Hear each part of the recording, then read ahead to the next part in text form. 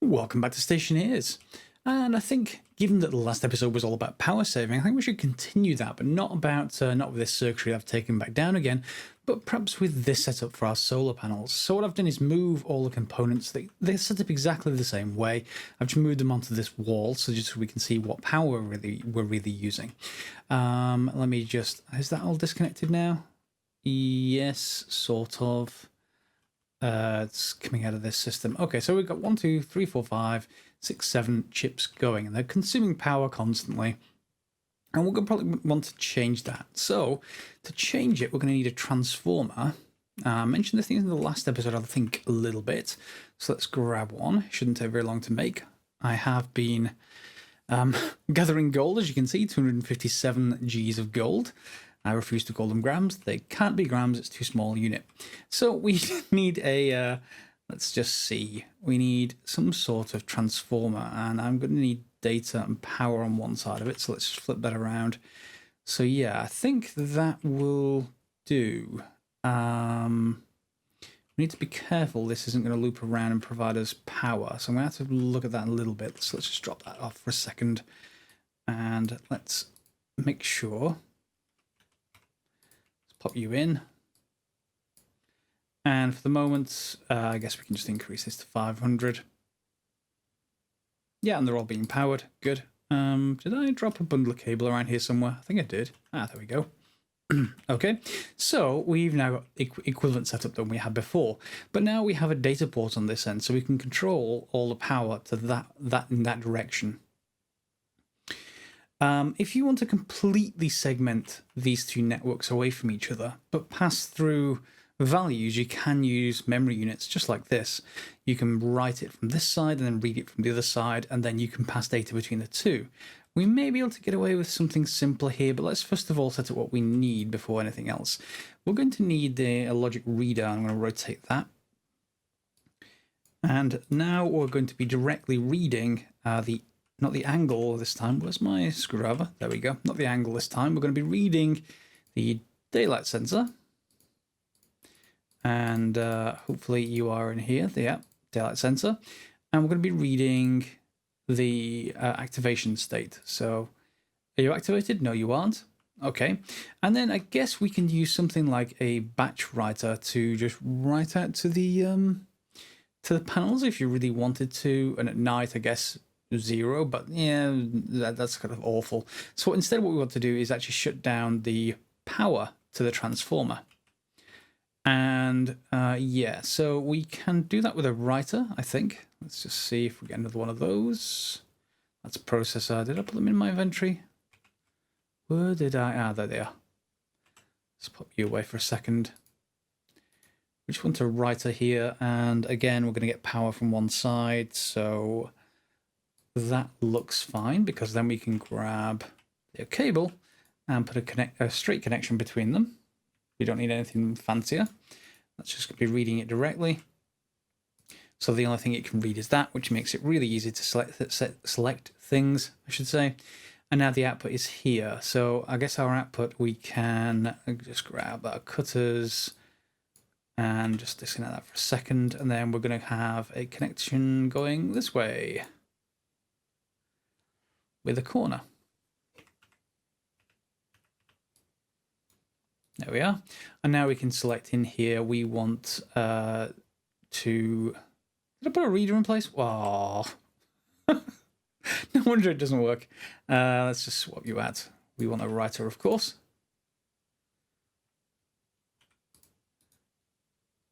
Logic writer.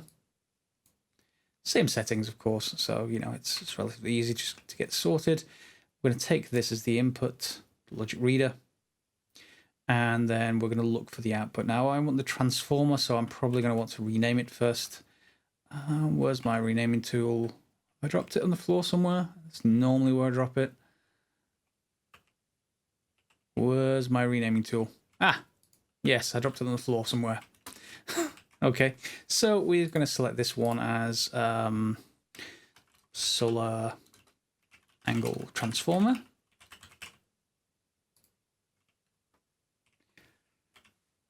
Okay, so what happens This battery's in the wrong place. What happens if we then... Oh, my... There needs to be... You need to be able to put them right next to each other and still access the power button, or less slidey jumping. This slidey jumping is sort of horrible. Okay, so let's just grab our screwdriver. So now we can write out to the output setting. Is that right?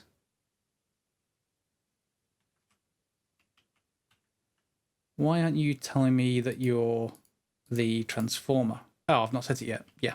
So solar angle transformer needs to be in here. Hopefully it's not too far down the list.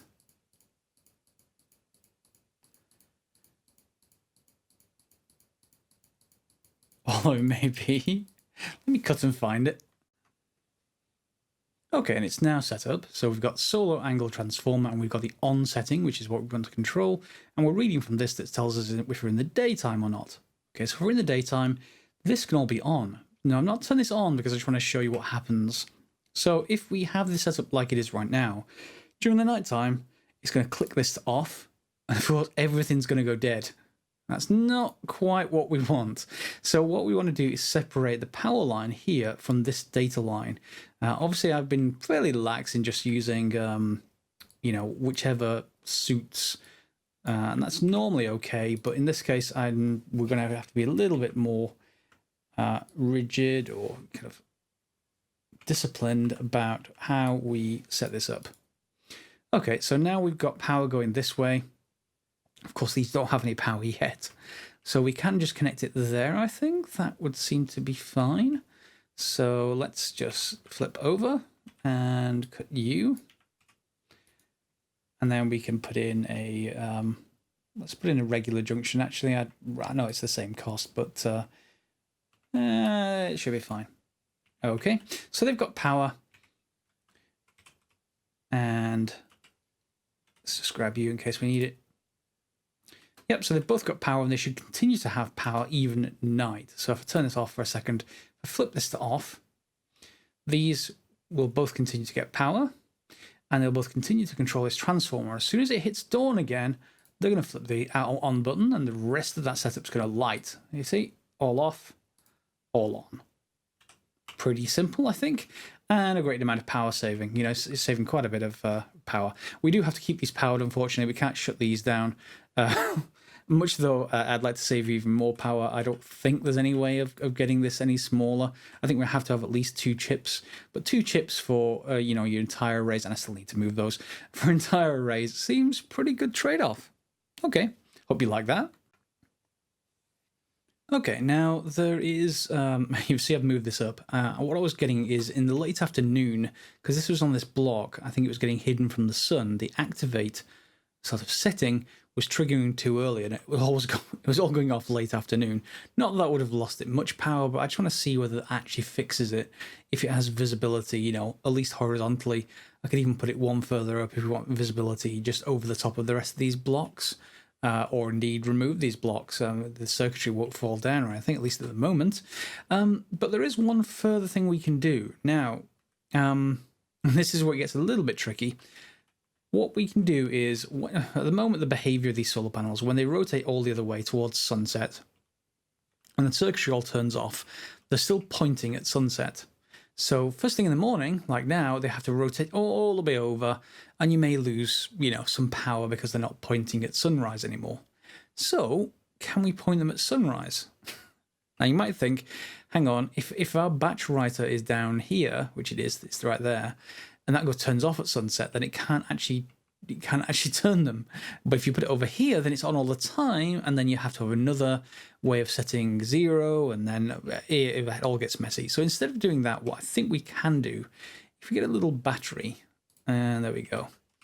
It's just full at the moment. And if we just get an APC like this, and we don't have to control this because it's on the inside of the transformer. So let's just send it there and grab our crowbar. We can pop this in, turn it on, and then we can crowbar it back up again.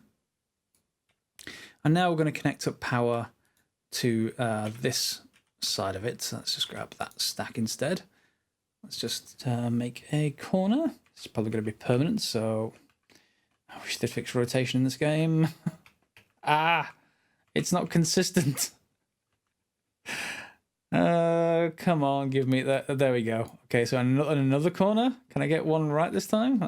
Yes, I can. Okay, so now we can then just go over here with our cutters and cut you, and even cut you, and then just save one cable. Go straight. There we go. So as you can see now, we have a battery backup during the night. And of course, it's only going to charge during the day.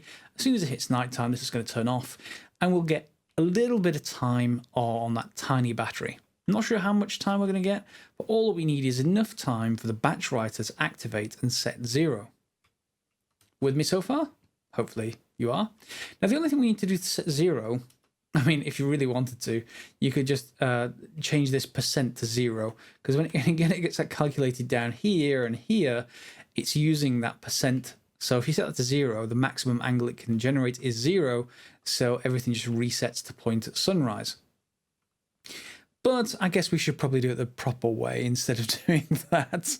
So instead of just trying to set that, that's a logic memory, what we can do is use another math unit to multiply by the data we're getting from here. So we can take this data and say, is it daytime or is it nighttime? Let me just grab some more circuitry and I'll show you what I mean. Okay, so we're going to build a, what are we going to do? A mathematics unit, I think. Yeah, that should do just fine. It's upside down. Let's build these things upside down.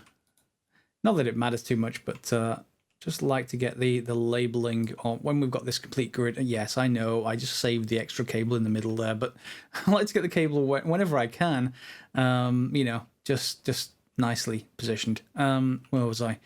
Yes, so we're going to need to get the screwdriver, and now we need to set up this. So we're going to take that daylight sensor. Have I named this logic reader? No, I haven't. I'm going to need to name it. Let's say rename you to daytime. Okay, and then we're going to need to input daytime over here. Once it's connected up with some cable, that would be an idea. And we're going to go for 4 ways just because it's faster to lay things out. There we go.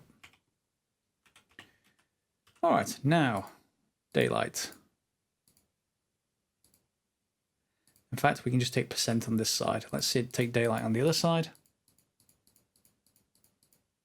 Or daytime, I should say. So daytime times percent, and we should get, oh, that's add. We want multiply. So during daytime, we should get 100 because we're timesing this percent by the current daytime state. At nighttime, that's going to change to 0, which means this whole thing is going to evaluate to 0. So if we then grab our little rename tool, I'm going to set this to day night percent. Put it away.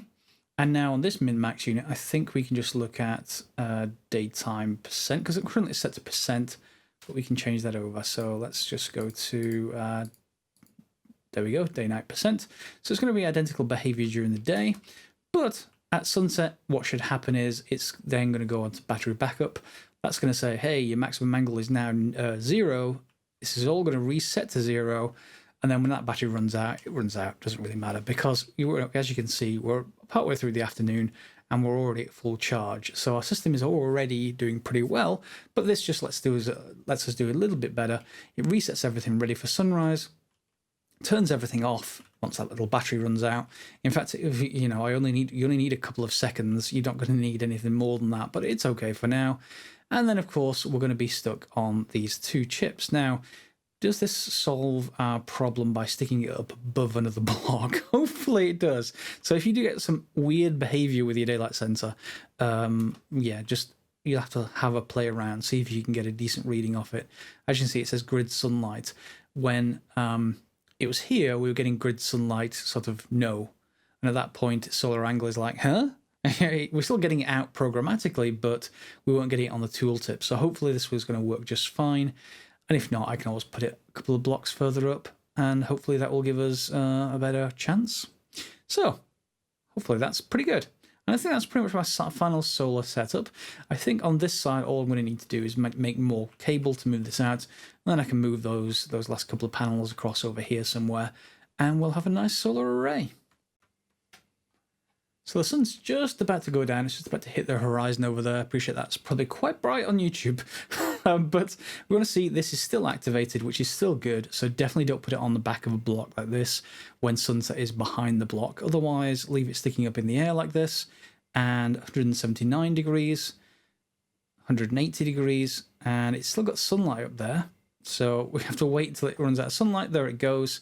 We should have no more sunlight. Our panels are all resetting. You'll see our transformers turned off, and now it's discharging. Not sure how that's going to last, but it's no longer pulling power from our main batteries, so we really don't care. We've got more than enough for surplus during the day. And everything is now reset, waiting for sunrise. And that's pretty much fine. Yeah, all done. Now, hopefully you remember my hydroponics bay, a couple of episodes if you haven't already watched it. And it's over here. It killed my plants. It's not terribly successful. It does work fine. I was just losing some pressure. And every time I'd lose pressure below a certain amount, the plants would die. Otherwise, it works fine. The air conditioner unit works, or at least did work. We had some bugs with the air conditioning unit, and that's now fixed in the latest beta branch. So it now actually works, as you might imagine. I'm just going to stop it for a second and grab my little tablet. And we can take a look at this. So as you can see, what it's done is pressurized this pipe. This isn't really a waste pipe, even though it says, like, because it's modeled on the filtration unit, we get, air conditioner waste. It's more like heat, as far as I can see. And someone in the comments, feel free to correct me if you've tried it and otherwise. So as long as this is pressurized, it's just going to basically use this as sort of its heat exchange. Presumably it has a tank inside that it uses this for and cycles in and out. So one of the suggestions I saw about doing this was to, instead of using CO2, which is precious, we actually want the CO2 in our bay down there, we want this to be instead use pollutants. Now, pollutants at the moment I've got over here in that little canister, and indeed in the entire pipe. So what I think we can do, I may not be able to set it up straight away because it may take time to get pollutants. We have to burn stuff, etc. But to set this up to have another gas in there, and hopefully then this AC unit, once there's enough pressure in this gas, won't then try to, essentially dump more CO2 into it until it gets to the pressure that it wants, which is 101. So to do that, I guess we could run, a pipe all the way from over there, over here to this section, and then, we could probably put a pressure regulator on this side. That's actually a decent possibility. I'm going to want to empty this first, though. So let's just see if we can empty it, hopefully without exploding some things. Let me just get a couple of bits and pieces. And it just became daytime, so let me just go and quickly have a look over here, make sure these are all working okay. They are. And transformer's on. And it's charging. So they may not even have lost power overnight, but it doesn't matter because it's not part of our main battery store. So I'm happy. What was I going to come over here for? Oh, yeah, it's probably some pipes. Just a few. Not gas tank storage. I've got one of those. Just move on to a few pipes somewhere. Construction kit pipes, I think, maybe. Yeah, let's just build a few of those. Yeah, I do like that approach. I do like the fact that it's facing sunrise already. We're only going to want a few of these, maybe 4 or 5, because we're just going to transfer some pollutants across as it is and just see how well we do. Yeah, let's take another one. Okay, so what we can do is just hook this back up. And this filtration unit, I think I left that on, did I not? Yeah, so let's turn the air conditioner off entirely. And this is the problem. What I don't want to do is this pipe to burst. So hopefully it won't get anywhere near where it needs to. But yeah, we'll see. Let's just grab our little analyzer. Yep, so that's 5 The pipes can go up to 60, but the canisters can only go up to 10 MPa. So yeah, that's all going through, and that pressure has been removed. So there's nothing left in that to go. So let's just drop that for a second. So we can just disconnect you, and which one is it for the pipes again? Wrench? Yeah. So in preparation for hooking the entire system up from over there, I guess we should just put it on this side of things. And then we're going to want a pressure regulator going this way. Now I need to rotate it to face me. There we go. Okay, and then we're going to set the pressure regulator to whatever we want. So I want this to 101. So okay. Whether it will be able to do that, on the other hand, is a different matter entirely. So let's just grab that. Set this to 105. Yeah, let's just set it to 105. That was close enough to what it was. So let's just change you. And we're going to need one of these, and then our gas storage, which is just one of these. I've got a valve as well, but I don't think we need a valve. We just need to have the gas storage pointing in the right direction. And pointing towards me, ideally. There we go. So we can dump a canister in there. And then this, once it's powered, which we should be able to grab from you, and just go upwards, I guess. Do we need to come out one? We do need to come out one. Okay, so let's just get a corner and then play the finicky game of trying to rotate things. There we go. And same thing here. Let's actually, this is going to shut things off, but it doesn't really matter. There we go. Make a junction. And it's just straight, is it not? Hopefully. One corner. Corner. There we go. Okay, so you should have power.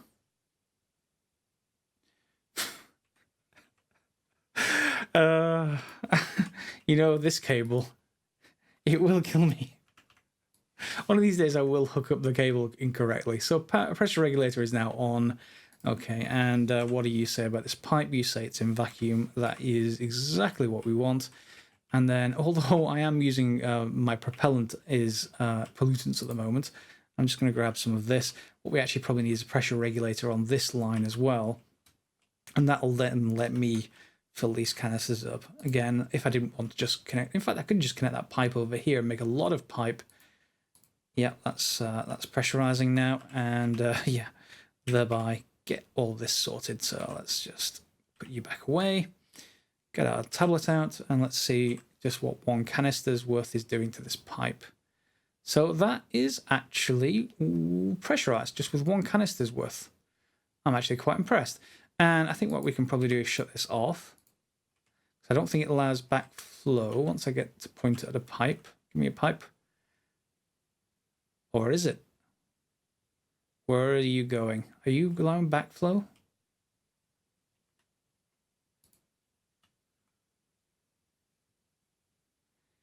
Okay. No CO2 going that way. No CO2 that way. Okay, so I don't quite know where it's going when I turn this off. Is it flowing into the AC unit? I don't know. It can't go anywhere else unless it's backflowing, but... Oh. No, it's not backflowing. Yeah. Okay, let's just leave it on. Don't question the random mechanics. Don't question the random mechanics. As long as they work. All right, now, if we turn this back on, will we get... hopefully we won't get any intermixing of these things. So our filtration unit's already on. Let's just grab you again. That pipe is 8 MPa, so let's switch on the air conditioner and start. Let's actually increase it to, whoops, not 42, just to 35 maybe. Just keep it square in the range for plants. And are you dropping? You are. good. You are also CO2. You're being pulled in, CO2, CO2, no mixing. So this is actually, you see its temperature is dropping. And temperature is rising on the gas that's in our chamber. Because it was really, really cold when it was in this pipe, I released it back into the system, which basically dropped the temperature of the entire room and would have killed the plants if I had any in here. Now, I was getting some issues with this and leaking, so I just made this a manual thing at the moment. Again, with this, I think it's not really leaking. What's really happening is this placement of this sensor is having problems. If when I come in here from the inside to go into the outside, I turn on the airlock and say, depressurize, and it basically starts depressurizing for a couple of seconds, then opens the outer airlock. That's nowhere near enough time to do it, to get rid of all the actual pressure. So as you can see in here, it's minus 20 at the moment, but that should be warmed up. And of course, if we've got enough pressure, one of the fixes to the atmosphere, by the way, is to make sure that it doesn't superheat. You remember when you saw in some of the earlier episodes, it was like 2300 degrees or something. That's no longer working. So if the atmosphere is below 6, it doesn't heat the atmosphere anymore. So that should hopefully stop some accidents with, shall we say, oxygen and hydrogen and welding torches and things going on fire, like wall heaters heating things to a super degree. So we can give it a little bit of help just by turning on our wall heaters in here. The air conditioner will, try its best. And of course, you see the temperature is rising just fine. What I probably want to do is get the pressure in here eventually through CO2 up to about 20 kPa or so, just so we got a nice reserve. But otherwise, that AC unit should take care of things just fine. And then we'll maybe plant some more actual crops. Once we've got that. In fact, how much water do I have left? Lots. Wait, oh, that's world. I want pipe. Lots and lots. Okay, so we're not going to need that anytime. Yes, but back to the airlock. When I go in here now, it's now got the, all the gas in here. So if I go in through here and turn this on and switch to this, you'll see that wow, that actually did that really fast, and it didn't do that before. Interesting. Okay. I'm not going to touch that. If that does it that fast, that's fine. Previously, it opened the outer doors too soon, and I was almost sure I was losing gas that way. So I just went onto a manual. I hardly ever need to be in here, so that's not much of a problem. Okay, that's about it for this episode. We've got some nicely improved... Oh, there they go again. Nicely improved solar panel setup.